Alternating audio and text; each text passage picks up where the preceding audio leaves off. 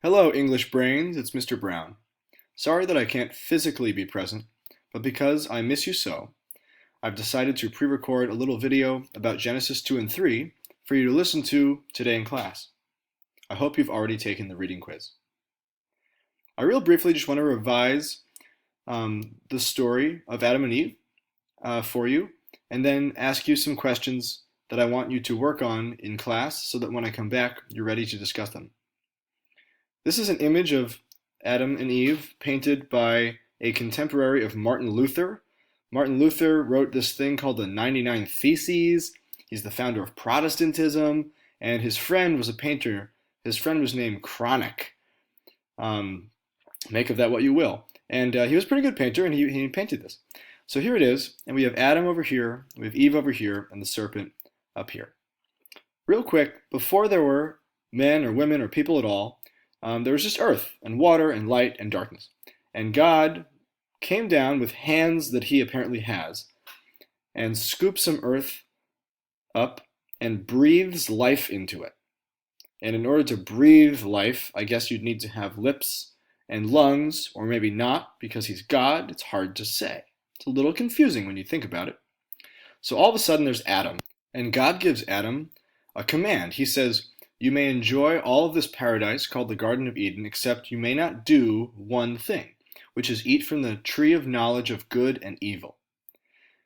And if you do eat from that tree," God says, "you're going to die. You will be dead." He then says, "You look a little lonely. Looks like he's a friend." So he puts Adam to rest and takes out one of Adam's ribs.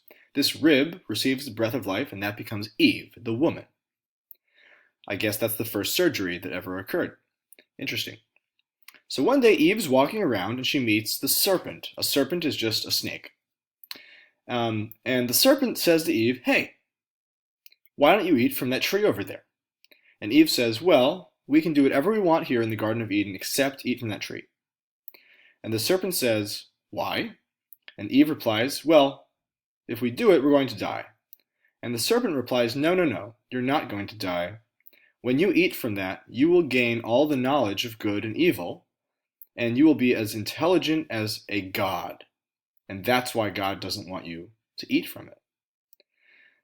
Eve's a little confused by this, although it does make a little bit of sense that the tree is called the tree of knowledge of good and evil, and not the tree of death. And so she says, "All right, I will eat from it. Sounds good, serpent, thanks." So she eats from the tree, and apparently gains knowledge of good and evil, and she gives the fruit to Adam, and Adam eats, and he gains knowledge of good and evil. And all of a sudden they realize that they're naked, and they feel shame for the first time ever. And this is what's called a fall from grace. They're no longer considered perfect, and they have somehow, because they now understand good and evil, virtue and sin, they've become impure, and they've lost their perfection. Which isn't necessarily a bad thing, because you and I are also imperfect, and this story is a way to try to explain how if there is a perfect God, and that's something that this story says yes, there is, then how could something that perfect God creates be imperfect? Because people certainly are not perfect. So by eating the fruit of knowledge of good and evil, this story says that's how people became imperfect. Now, it's interesting that God comes along, he's walking in the garden, says Genesis, and walking would need legs, at least, right? Which is also kind of a physical embodiment that we don't usually associate with God. And he sees that they have eaten the fruit, and so he punishes them. He says, "Adam, you're going to have to work really hard from now on to provide food for yourself and Eve. It's not just going to fall off the trees for you. You're not just going to be able to live off the Garden of Eden. And Eve, childbirth is going to hurt really bad now. And you're going to have to obey your husband in everything." And then finally he turns to the serpent and he says that you're going to have to wriggle around on your belly for the rest of your life. And you are going to have to bite at human beings' heels, and they're going to step on your head. I'm not sure exactly who gets the worst deal. Adam has to work forever. Eve has to undergo a lot of pain and not have a lot of free will. I think that Eve gets the worst deal. All the serpent has to do is wriggle around on the ground. Anyway, At the end of the story, at the end of Genesis 3, Adam and Eve are cast out from the Garden of Eden, and a flaming sword and some angels are put in front of the gate to the Garden of Eden so they can't ever get back in, and they're made to wander the land until they find a home. Okay, there are a lot of interesting things to say about this story, and for the next minute or two, I'd just like to mention a few of them. Again, we're reading Goblin Market next week, and I'm going to highlight just the certain things of this story from the Bible that are going to be most relevant to our reading of that poem. So there are a lot of things that trouble me and make me ask questions like, why does God have lips? How can he walk in the garden? Isn't he supposed to be some kind of invisible universal force? But that's not as important for what we're going to work on next week, so I'm going to put that question off. There's a lot of other things that if you want to talk about them, you can come to Extra Help. I would love to talk about it. But as far as I'm concerned, I'm more interested in the relationship between Adam and Eve as a female character. Because here's the thing.